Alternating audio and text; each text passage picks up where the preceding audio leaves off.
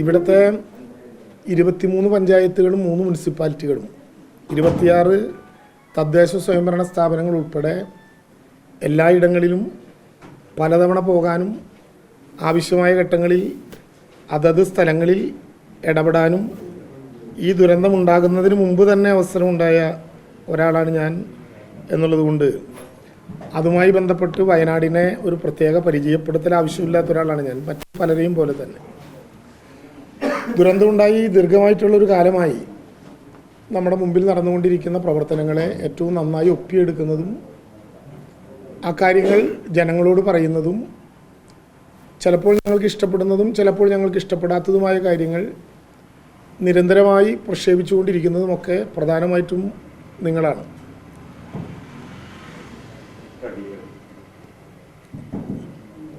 ഞാനൊരു വേള എവിടെയോ വെച്ച് കണ്ടപ്പോൾ പത്രക്കാരോട് പറഞ്ഞു, അതായത് ഓഗസ്റ്റ് 17-ാം തീയതി കേന്ദ്ര ഗവൺമെൻറ്റിന് സമർപ്പിക്കുകയും ഓഗസ്റ്റ് 23-ാം തീയതി കേരളത്തിൻ്റെ ഹൈക്കോടതിയിൽ തന്നെ പ്രസൻറ്റ് ചെയ്യുകയും ചെയ്ത the cost involved and estimated to be എന്ന തലവാചകത്തോടെ കേന്ദ്രത്തിന് മുമ്പാകെ സമർപ്പിച്ച ഒരു റിപ്പോർട്ടിൻ്റെ ചില ഭാഗങ്ങൾ എടുത്തുകൊണ്ട് മൃതശരീരങ്ങൾ കുഴിച്ചിടുന്നതിന് പോലും പണം മേടിച്ചവരാണ് എന്ന ഏറ്റവും ഹൃദയത്തിൽ തട്ടുന്ന ആരോപണം ഉന്നയിക്കപ്പെടുകയും അന്തിച്ചർച്ചകൾക്ക് വിധേയമാകുകയും ചെയ്ത ഘട്ടത്തിൽ ഞാൻ പറഞ്ഞൊറ്റ കാര്യം ഇതാണ്: അത് കൽപ്പറ്റയിലെ മാധ്യമപ്രവർത്തകർ പറയില്ല എന്ന എൻ്റെ ഉറച്ച വിശ്വാസം ഞാൻ അവിടെ പ്രകടിപ്പിക്കുകയുണ്ടായി.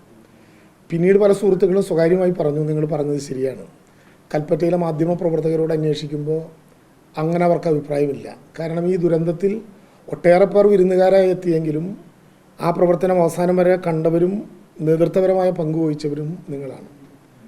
ഓഗസ്റ്റ് 11-ന് പ്രധാനമന്ത്രി വന്നുപോയി അന്ന് തെരച്ചിൽ നിർത്തിയെന്ന് പറഞ്ഞവരോടും ഞാൻ പറഞ്ഞു, സെപ്റ്റംബർ 31-ാം തീയതി കിട്ടിയ ബോഡി പാർട്ടും നമ്മുടെ മാധ്യമങ്ങൾ പ്രക്ഷേപണം ചെയ്തപ്പോൾ കൽപ്പറ്റയിലെ മാധ്യമപ്രവർത്തകർക്കറിയാം. കാരണം സെപ്റ്റംബർ 30-ാം തീയതി ഉച്ചയ്ക്ക് തന്നെ വിളിച്ചവരുടെ നമ്പറൊക്കെ എൻ്റെ കയ്യിലുണ്ട്. ഈ കിട്ടിയ ബോഡി പാർട്ട് മനുഷ്യൻ്റെ ആണോ മൃഗത്തിൻ്റെ ആണോ എന്തെങ്കിലും വിവരം കിട്ടിയിട്ടുണ്ടോ ചേട്ടാ എന്ന് ചോദിച്ച മാധ്യമപ്രവർത്തകരുടെ എല്ലാം നമ്പർ എൻ്റെ കോൾ ലിസ്റ്റിലുള്ളത് കൊണ്ട് അവർക്കെല്ലാം ആ ധാരണയുണ്ടാകും എന്ന നല്ല ബോധ്യം എനിക്കുണ്ട്. അപ്പോൾ അതുകൊണ്ട് പ്രത്യേകിച്ച് പഴയ കഥകളിലേക്ക് പോകണം എന്ന് ആഗ്രഹിക്കുന്നില്ല.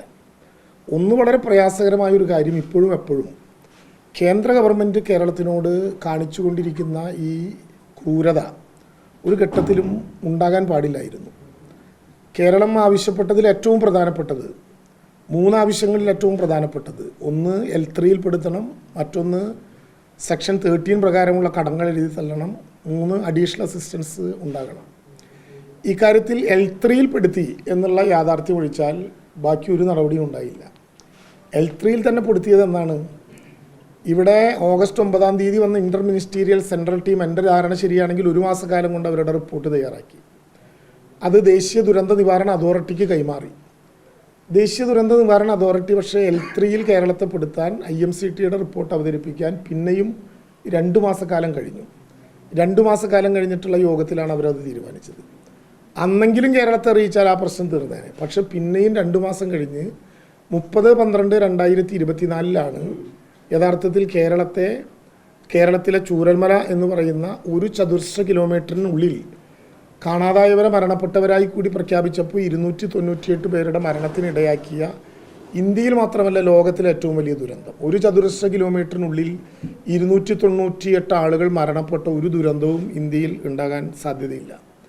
ആ ദുരന്ത ബാധിതരായിട്ടുള്ള ആളുകളെ L3-യിൽ പെടുത്താൻ, ഡിസാസ്റ്റർ ഓഫ് സീവിയർ നേച്ചറിൽ പെടുത്താൻ 5 മാസം വൈകിയപ്പോൾ UN ഉൾപ്പെടെയുള്ള ഏജൻസികളുടെ സഹായങ്ങളിൽ, അവരുമായി ബന്ധപ്പെട്ട NGOകളുടെ സഹായങ്ങളിൽ പലതും കേരളത്തിന് സമയത്ത് അപ്ലിക്കബിൾ ആകാതെ പോയി. PDNA post disaster need assessment കേരളത്തിന് പല വിധത്തിലുള്ള ചർച്ചകൾ നടത്തിയിട്ടും ഒരു മറുപടിയും ഇതുവരെ കിട്ടിയിട്ടില്ല. കേരളം പ്രതീക്ഷയോടെ കാത്തിരുന്നത് 1 രൂപ പോലും മാറ്റിവെക്കേണ്ട, 100 രൂപയുടെ ടോക്കൺ പ്രൊവിഷൻ വേണ്ട. 2005-ൽ ഏകകണ്ഠമായി ലോകസഭയും രാജ്യസഭയും അംഗീകരിച്ച ദുരന്ത നിവാരണ ആക്ടിൻ്റെ സെക്ഷൻ 13 പ്രകാരം ദുരന്തബാധിത പ്രദേശത്ത്, പ്രത്യേകിച്ച് ഡിസാസ്റ്റർ ഓഫ് സീവിയർ നേച്ചറായി രാജ്യം തന്നെ ശ്രദ്ധിക്കേണ്ട ഒരു ദുരന്തത്തിൽപ്പെട്ടവർക്ക് അവരുടെ കടങ്ങൾ എഴുതി തള്ളാൻ എന്തിനാണ് ഇനിയും കാലതാമസം വരുന്നത്? ഒറ്റ മീറ്റിംഗ്, ഒരു അജണ്ട അതിനുള്ളിൽ നമുക്ക് പൂർത്തിയാക്കാവുന്ന കാര്യമേ ഉണ്ടായുള്ളൂ. കേരളം എന്തെങ്കിലും ചെയ്തോ എന്ന ചോദ്യം സ്വാഭാവികമായിട്ടും അപ്പോൾ സാധാരണ നിലയിൽ ആളുകൾ ഉന്നയിക്കും. കേരളം ചെയ്തു, കേരളത്തിന് ചെയ്യാവുന്ന കേരള ബാങ്ക് ആ കടങ്ങൾ പൂർണ്ണമായി എഴുതി തള്ളുന്ന സ്ഥിതിവിശേഷം ഉണ്ടായി. കേരളത്തിൻ്റെ കയ്യിൽ കൃത്യമായ കണക്കുണ്ട്.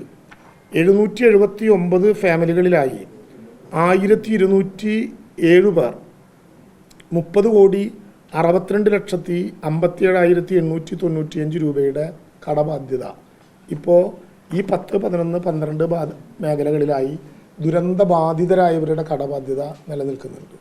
കേരളം തുടർച്ചയായിട്ട് ഇപ്പോഴും ആവശ്യപ്പെട്ടുകൊണ്ടിരിക്കുകയാണ്. കേരളത്തിലെ ഗവൺമെൻറ് അത്തരമൊരു കാര്യത്തിൽ മറുപടി കിട്ടിയില്ലെങ്കിൽ കടങ്ങൾ എഴുതി തള്ളാനുള്ള മാർഗം എന്താണെന്ന് SLBCയോട് മുഖ്യമന്ത്രി തന്നെ പങ്കെടുത്തുകൊണ്ട് ഈ കാര്യം പറഞ്ഞു. SLBC പരിശോധിക്കാം എന്ന് പറഞ്ഞു. SLBCയിലെ തന്നെ പെട്ട ദേശസാൽകൃത ബാങ്കുകൾ കേന്ദ്ര ഗവൺമെൻറ് ഇങ്ങനെ പറഞ്ഞാൽ സൗകര്യമായി എന്ന് പറഞ്ഞു. നമ്മൾ പല വിധത്തിൽ അഭ്യർത്ഥിച്ചു. ഇപ്പോഴും ധനകാര്യമന്ത്രിയോട് ആവശ്യപ്പെട്ടിട്ടുണ്ട്. അത് കിട്ടിയാൽ കേവലം കടമെഴുതി തള്ളലല്ല അതിൻ്റെ പ്രശ്നം. കടമെഴുതി തള്ളാൻ വേണമെങ്കിൽ മറ്റു ചില മാർഗ്ഗങ്ങൾ കൂടി നമ്മൾ നോക്കുന്നുണ്ട്. മറ്റുള്ളവരെ കൂടി ഉൾപ്പെടുത്തിയോ സർക്കാർ ഇടപെട്ടോ, പക്ഷെ അപ്പോഴും സിബിൽ സ്കോർ ബാക്കി നിൽക്കും. ഇതാകുമ്പോഴുള്ള മെച്ചം എന്താണെന്ന് വെച്ചാൽ കടം മുന്നെടുത്തത് ഒരു ബാധ്യതയായി അയാളുടെ റെക്കോർഡിലോ സിബിൽ സ്കോറിലോ വരില്ലെന്ന് മാത്രമല്ല, ഈ ജീവനോപാധിക്ക് വേണ്ടിയിട്ടുള്ള പുതിയ കടം കൊടുക്കാനും നിർബന്ധിതമാകും ഇതേ ആളുകൾക്ക് ബാങ്കുകൾ.